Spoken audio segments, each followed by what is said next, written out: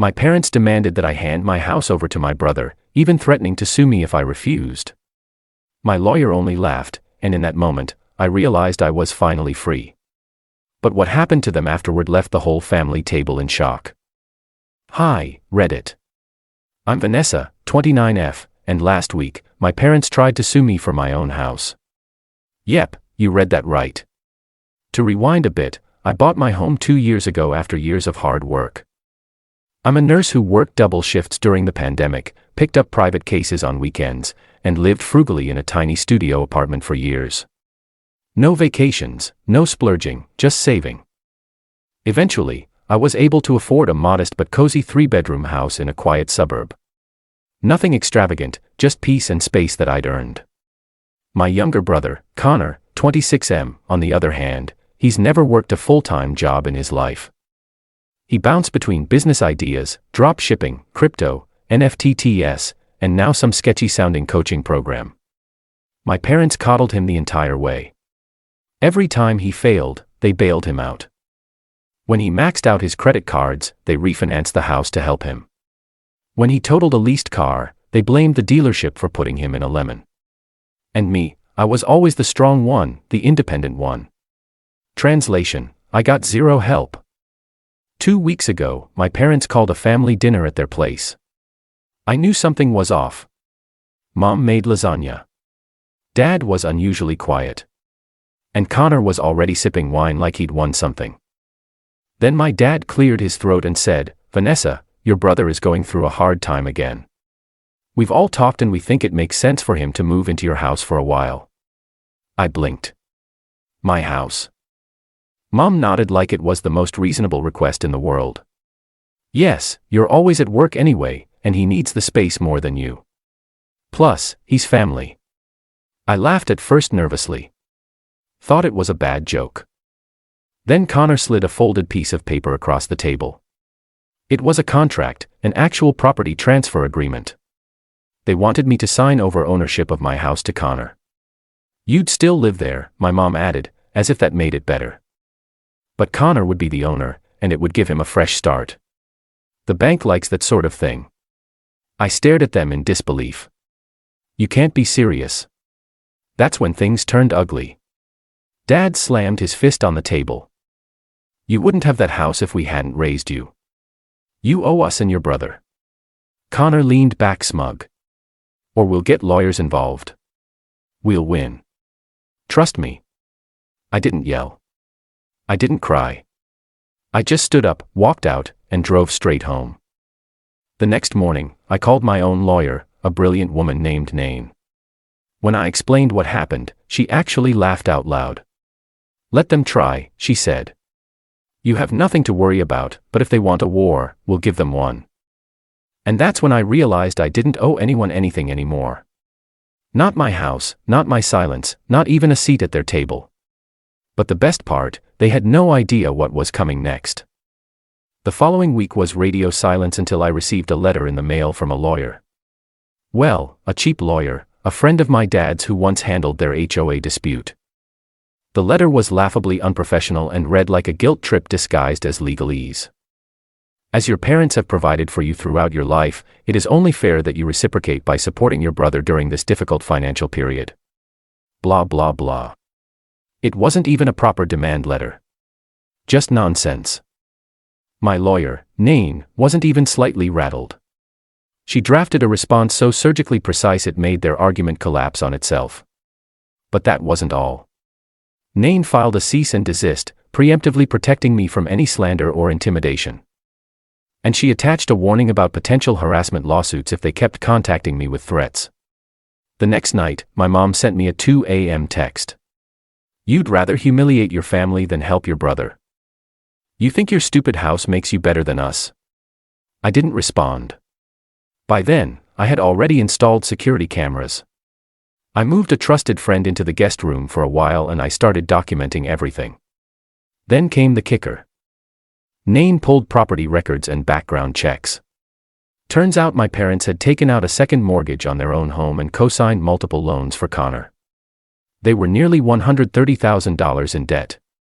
All their begging, all their threats. It wasn't about Connor needing a place to reset. They were planning to sell my house to pay off their debts. Nain's voice was cold but calm. This is bigger than entitlement. This is financial desperation masked as family duty. And if they keep going, we'll file a restraining order and a civil suit. That weekend, I got an invitation, a family dinner again. Same house, same lasagna. Only this time, it came with a sticky note from my mom. Let's make peace. Bring your house deed paperwork. And this time, I went, but not alone. I brought Nadine, and the look on their faces when she walked in behind me in a tailored black suit, holding a leather folder, priceless. We walked in like we were attending a negotiation, not a family meal. Nadine was all business. I was calm, polite, and already prepared for the ambush. My parents looked confused. My brother looked nervous. Mom put on a fake smile. "Oh, you brought a friend." Nain smiled back, crisp and professional. "Vanessa's legal counsel. You invited her to discuss property. Let's make sure everything's clear and recorded." "Yes." Dad's smile twitched. Connor spilled his wine. We all sat down. The lasagna was untouched. They tried small talk, but Nadine opened her folder. "Before we proceed, I need to clarify that any attempt to coerce a property transfer without fair compensation and legal agreement is fraudulent. And since Vanessa owns her home outright, it cannot be used to settle anyone else's debts, including those associated with Mr. Connor Field's unpaid loans." Boom. The silence that followed was heavy. My brother tried to jump in. Okay. Can we just talk like a family? It's just a house. You barely use half of it." I turned to him. "It's not just a house, Connor. It's my life's work. And I'm not handing it over so you can turn it into an entrepreneurial retreat or whatever scam you're running this month." My dad stood up right in the face. "We gave you everything. We raised you." Nain didn't even flinch.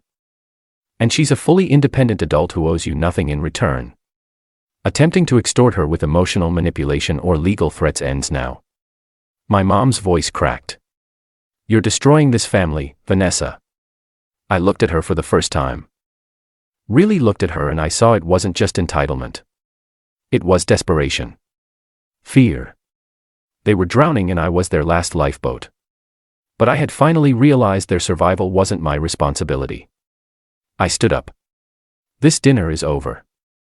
And if you ever try to contact me about my house again, it'll go through Nain. From now on, we're done mixing blood with property."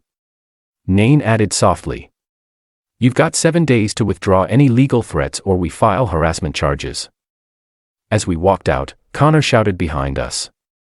"You'll regret this when no one shows up to take care of you when you're old." I didn't turn around. I hadn't seen or spoken to my parents since the dinner deposition. Nain sent them a formal warning letter, and just like she predicted, they backed off. No lawsuit ever came. No phone calls, no letters, just silence. Until 3 weeks later, I got a group text invite. "Family Thanksgiving, everyone expected. Let's heal. Don't bring drama." The message came from my aunt, not my mom. Turns out the holiday was being hosted at my uncle's house this year. Neutral ground. And my cousins, who had caught wind of something going down, begged me to come. "We want to hear your side," one of them said. I was hesitant, but Nadine encouraged me. "Go. Not to fight, just to finish. Let them reveal who they are in front of everyone else." So, I went and I brought documents. I showed up in a modest sweater, no makeup, nothing flashy, just me. But when I walked in, I saw Connor at the far end of the table laughing loudly about his new crypto mastermind course and bragging to an older cousin about the investment opportunity of a lifetime. My parents were next to him, pretending nothing had happened. My mom even waved at me. But as dinner began, my uncle, bless him, stood up for a toast. And then he cleared his throat. "Before we eat, I think the whole family deserves a bit of honesty. Vanessa, I heard you've been through something lately, and it's time we clear the air." The entire table went still. You could hear the ceiling fan worrying. My mother's eyes went wide. My father hissed. Don't you dare. Connor muttered. This isn't the place, but I stood. I pulled a slim folder from my bag and placed it on the table. They tried to steal my house. Not ask. Take. They threatened legal action unless I handed over the deed to Connor, claiming family obligation. Meanwhile, they're $130,000 in debt, most of it from bailing out Connor's failed ventures. They didn't want to help him. They wanted to sell my house to stay afloat, and when I said no, they tried to destroy my name. My cousin gasped. One of the older relatives actually dropped their fork. My aunt covered her mouth and whispered, "Is this true?" I slid a copy of the cease and desist, their sloppy legal letter and financial records Nain had obtained, onto the table. Silence, then a voice. Mom. Dad, is this real? It was my youngest cousin, 17, staring at my mom. My mom opened her mouth, then closed it. Dad looked like he was about to stand, but no words came out. Connor shoved his chair back and stormed into the hallway. Nobody followed him. That night, something changed.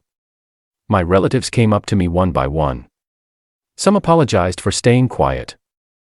Others offered me hugs, long conversations, or just stood beside me in quiet support. Even my aunt said softly, "We never saw the pattern until now, but it's always been there, hasn't it?" Yes, it had. I wasn't the favorite. I was the fallback plan, but not anymore. Epilogue. I haven't heard from my parents since that night. Connor tried texting me a week later. "Hey, can we talk?" I might have overreacted. Just want to make peace. I didn't reply. Nain helped me lock everything down legally: trusts, estate planning, even emergency contact updates. I've taken full ownership of not just my house, but my boundaries. And this Thanksgiving, it was the first time I walked into a family gathering knowing I wasn't anyone's scapegoat, savior, or silent supporter. Just me. And that was enough. A few days after Thanksgiving, I got a call from Nain. "So, funny update, their second mortgage, they defaulted. The bank's taking action." Turns out the $130,000 in debt wasn't just some abstract number. My parents had used their house as collateral to fund Connor's failed crypto business. They'd refinanced twice, then maxed out credit cards in their names, and even one in my name, which I had already flagged and frozen months earlier. They thought Connor's next game would bail them out. When I refused to give up my house, their whole plan collapsed. Within 3 weeks, their house was listed for foreclosure. Creditors began calling extended family. My aunt told me my dad tried to guilt trip her into loaning them $10,000 to stay afloat. She laughed and hung up. Connor moved back into their home temporarily right as the eviction notice came. My mother tried to save face at church by claiming I'd abandoned them and that some outsider lawyer poisoned me against them. But Nain had already sent consist letters to 3 community members who were spreading defamatory gossip. And the best part, their attempted legal threat against me is now part of a formal complaint filed with the Bar Association against the lawyer who helped them. He apparently had a habit of targeting family members with emotional contracts. Nain made sure to report every email. They lost more than a house. They lost the respect of extended family.